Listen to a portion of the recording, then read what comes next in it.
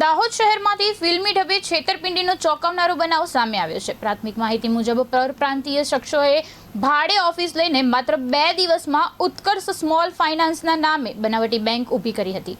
ઓફિસનો setup, સામાન અને ભાડાની ચૂકવણી પણ ચેક મારફતે કરીને વિશ્વાસ ઊભો કરવામાં આવ્યો હતો। ત્યારબાદ નોકરી માટે ઇન્ટરવ્યૂ યોજી સ્થાનિક યુવક યુવતીઓને બોલાવવામાં આવ્યા હતા। બાદમાં એક જ્વેલર્સનો સંપર્ક કરી રથયાત્રામાં સોનું દાન કરવાનું કારણ આપી અંદાજે 200 ગ્રામ સોનું બેંકમાં મંગાવવામાં આવ્યું હતું।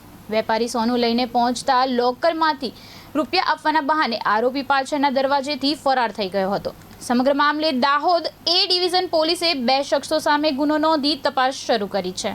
દાહોદ શહેર એ ડિવિઝન પોસ્ટ વિસ્તારમાં ગઈકાલે એક ઘટના ઘટી હતી ફ્રોડ લગતની।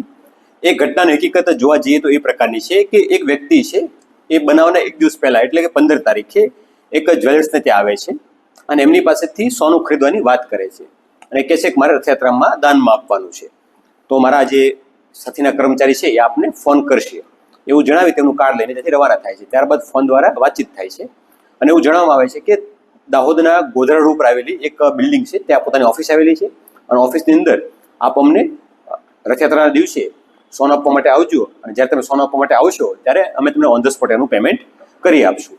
આ પ્રકારની વાતચીતને ભરોસો આપી એ ડીલ નક્કી કરે છે।